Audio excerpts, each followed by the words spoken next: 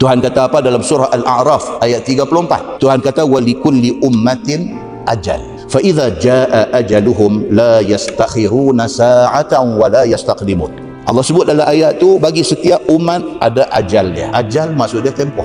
Semua benda atas dunia ni ada expiry date. Bukan roti gardenia saja. Manusia pun ada expiry date dia. Kita akan expired satu hari. Expiry date kita ialah hari mati kita.